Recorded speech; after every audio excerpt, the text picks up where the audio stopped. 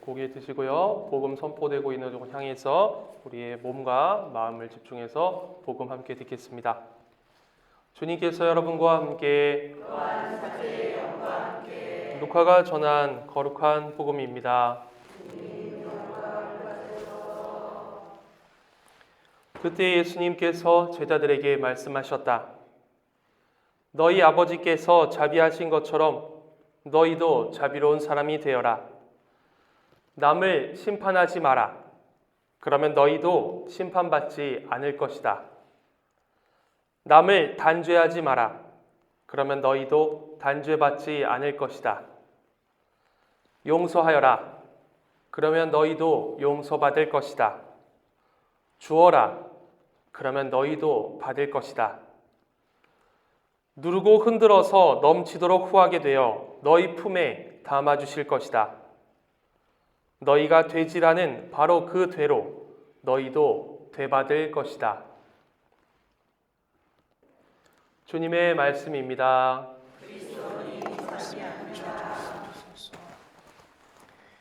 예수님, 자매님 마지막에 오신 자매님 그 자리 좁지 않으세요?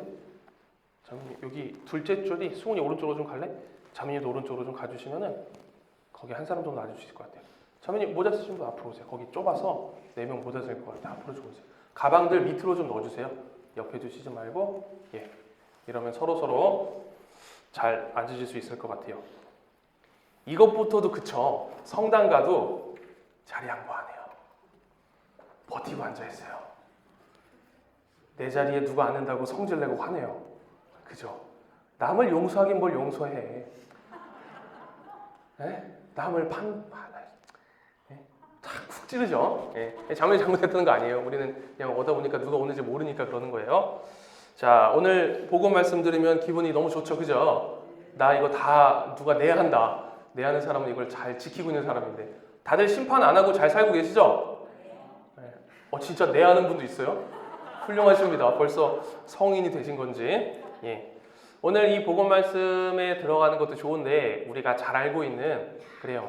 남을 심판하지 말고 남을 판단하지 말고 남을 용서해야 되는 가장 좋은 구절이 뭐가 있을까 보다가 우리가 잘 알고 있는 예수님이 알려주신 비유, 사실 신자가 아니어도 거의 다 아는 비유가 있어요. 루카복음 15장 하면 아는 비유 뭐가 있죠?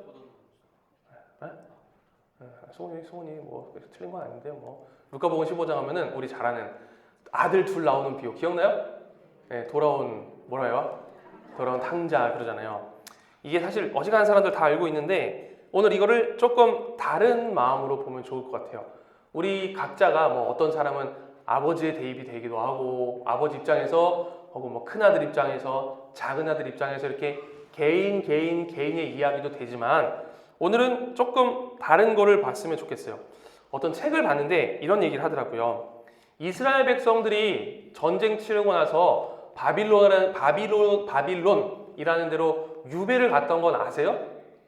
사실 솔직히 모를 거야. 우리가 문제야. 우리 다 큰일 났어. 우리 가톨릭 신자들은.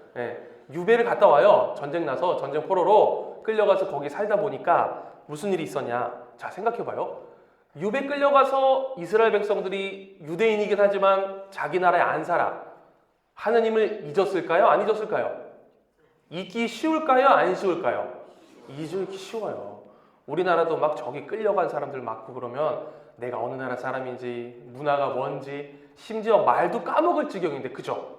이런 상황에 있으니 어떻게 봐야 되냐면은 어떻게 나오면 비유에 나오는 탕자라 그러죠. 둘째 아들은 하느님께서 멀어져서 바빌론에서 포로 생활하고 있는 주님이 어떤 분이신지도 잊고 있는 이스라엘 백성을 나타내는 거기도 하다라는 책을 봤어요. 그걸 보면서 그래 맞아. 우리가 여기 나와 있는 말씀들 보면서 우리를 각자는 잘 되돌아보는데 과연 우리는 공동체로서는 어떻게 신앙생활을 하고 있지? 이런 생각을 해봤어요. 자, 보면은 비유 속에 있는 형 얘기를 또 많이 하잖아요. 형은 어떤 사람이에요? 아버지의 마음을 잘 알아들이고 아버지의 뜻대로 따랐던 사람이 형이에요? 아니에요? 아니잖아요. 뭐 어땠어요? 동생이 돌아오니까 기억이 안 나시나 봐요? 어땠어요? 형 동생이 돌아오니까 좋아했어요? 싫어했어요? 싫어했어요. 싫어했어요. 이게 바로 어찌 보면 당시에 이스라엘의 종교 지도자들이 그런 모습이 아니었나 하고 생각을 해보게 돼요. 루카복음 15장이라 그랬잖아요. 오늘 아니지만 들어봐요. 모든 성경 구절은 누구한테 얘기하는 건지, 왜 그 비유를 말씀하시는지가 나와요. 세리들과 죄인들이 모두 예수님의 말씀을 들으려고 가까이 모여들고 있었다. 세리하고 죄인들이 모여든 거예요. 그러자 또 태클 거는 사람 두 그룹이 있지. 누구지? 바리사이, 율법학자. 이 두 사람은 늘 세트인 것 같아. 저 사람은 죄인들을 받아들이고 또 그들과 함께 음식을 먹는군 하고 투덜거렸다. 여기서 얘기하는 저 사람이 누구예요? 예수님. 예수님은 왜 저런 죄인들하고 어울려? 또 왜 걔 사람들하고 어떻게 음식까지 먹지? 이스라엘 공동체에서는요, 식사 초대도요, 급이 맞지 않으면 안 했어요. 급이 맞는 사람들끼리 어울리는 거예요. 예수님은 그래도 어떤 분이에요? 랍비야, 스승님이야. 사람들이 막 이렇게 따라다니는 사람들인데 급이 맞는 사람들하고 밥을 먹고 어울리는 거예요. 그 모습을 보면서 지금은 우리는 어떻게 할까? 야, 자애가 넘치는구나 하지만 그 문화에서는 그렇구나라는 것을 알아야 돼요. 그런데 예수님은 이 세상에 오셔서 무엇을 가르치셨어요? 네, 사랑도 맞아요. 근데 자매님 뒤에서 얘기했어요. 무슨 나라를 가르치셨어요? 하느님 나라. 목소리 작아서 큰일 났다. 예수님 듣겠어? 무슨 나라를 가르쳤어요? 하느님 나라를 가르쳤어요. 하느님 나라로 사람들을 다 초대받았어요. 사람들을 다 초대하면서 사람들은 예수님이 알려주시는 하느님 나라의 메시지. 나도 거기 들어갈 수 있네. 나는 죄인인데? 나는 이러한 사람인데? 나도 괜찮다고? 왜냐? 바리사이하고 율법학자들은 예수님이 증거하는 그런 나라에 대해서 모든 사람에게 열려있다라고 얘기 안 했어요. 어떤 나라예요? 예수님이 말씀하신 하느님 나라는 세리든 죄인들이든 구분 없이 다 받아주시는 나라. 차별이 없는 나라, 구별이 없는 나라인데 바리사이들, 율법학자들은 그 나라가 마음에 들었을까요? 안 들었을까요? 안 들었어요. 우리가 사실은 다 죄인이고 이러니까 우리가 입장에서 아닌데 생각해봐. 저 높은 상류층 사람들이 우리 같은 부족한 사람들이, 여러분들이 혹시 상류층이면 제가 실수한 거지만 그냥 넘어가요. 우리 같은 사람들이 그 사람들하고 같은 급이라고 거기서 있어봐요. 그 사람들이 마음을 편하게 먹을까 안 먹을까? 안 먹은 거예요. 바리사이 율법학자, 그 사람들의 기준은 뭐예요? 율법을 지켰느냐? 반대 못 지켰느냐? 그걸로만 따진 거예요. 이 사람들은 다 이 모든 복음을, 그리고 이 모든 말씀들을 자기들만에 들었던, 자기들만의 신앙의 잣대로 봤던 거예요. 여러분, 우리 이런 얘기 많이 하잖아요. 여러분들이 이제 구원 다 받았잖아요. 그죠? 구원 얘기하면 하루 종일 해도 모자라니까 간단히 넘어가면, 흔히 구원 얘기를 하고 성경에 나오는 메시지를 읽으면서 우리는 나 개인에게 하시는 메시지구나 라고 받아들일 수도 있어요.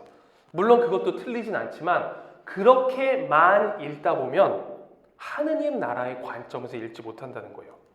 여러분, 질문해 볼게요. 하느님께서는 여러분을 구원하기를 원하실까요? 목소리 봐라. 큰일 났다 이제. 별로 구원받지 않는 시간보다. 다시 편집했어. 하느님은 여러분을 구원하기를 원하실까요? 네, 맞아요.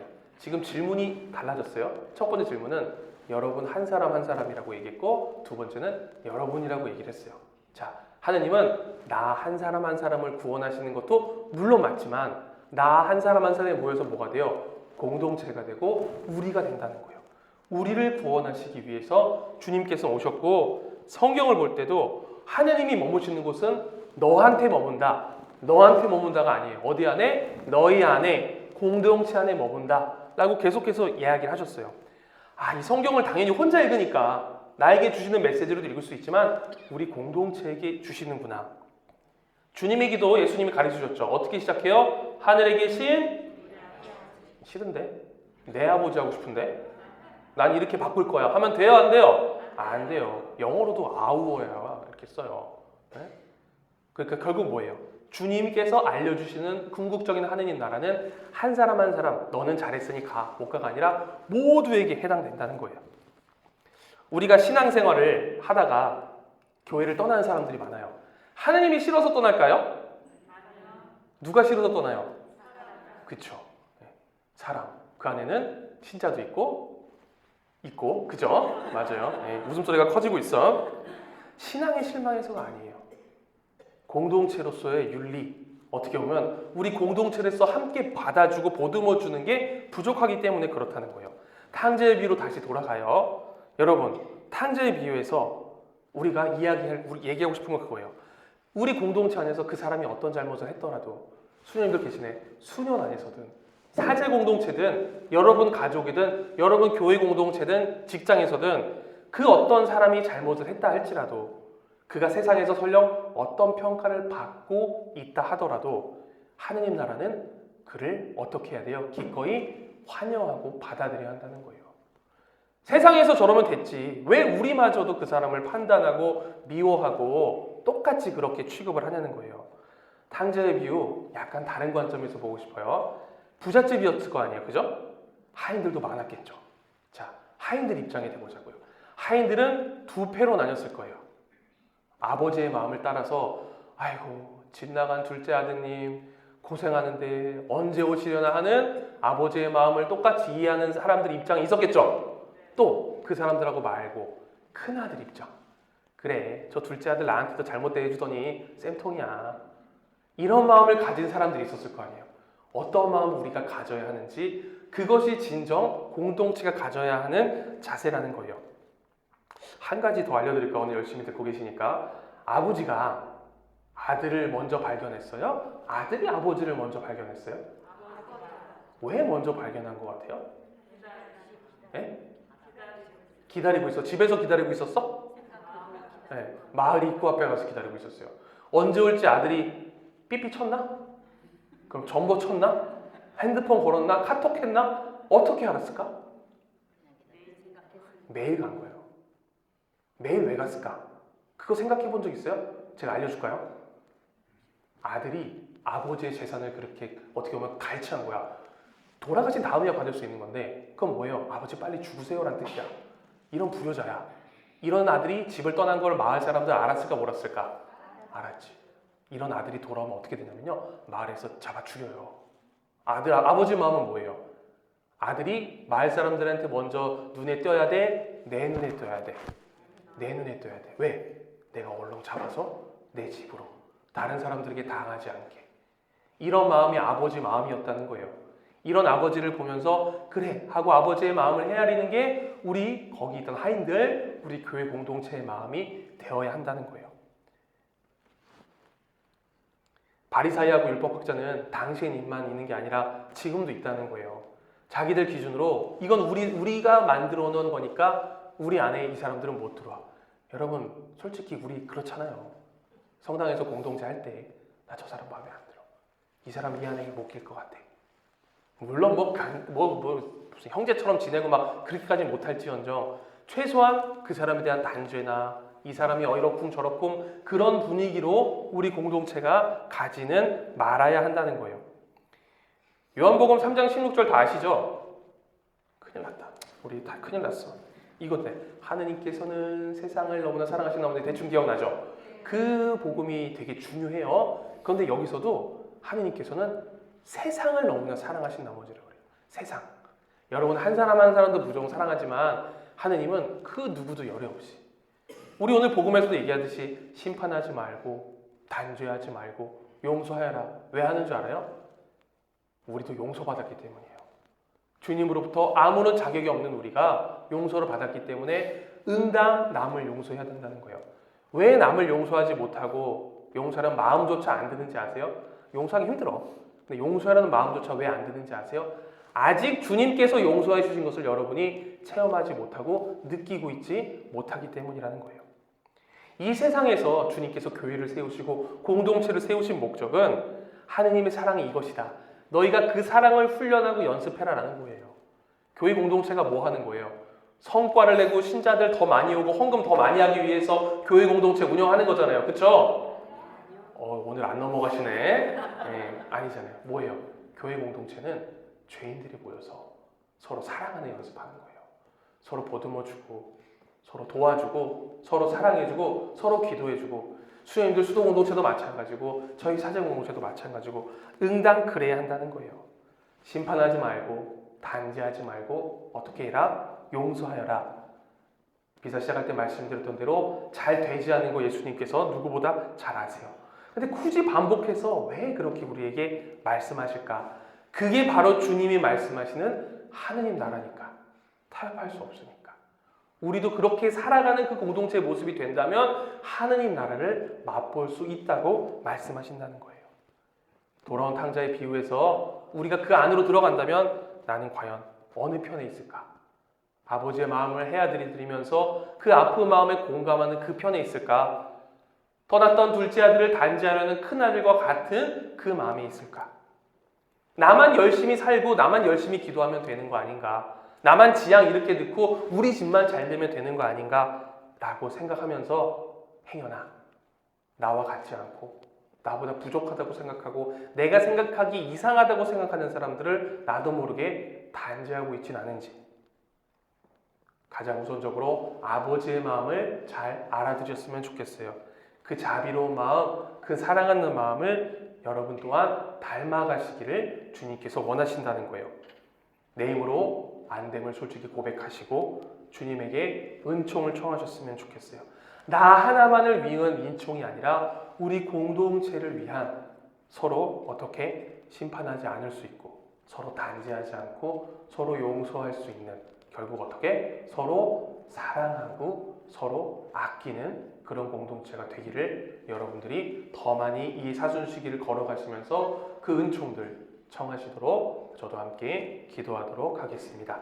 잠시 묵상하시겠습니다.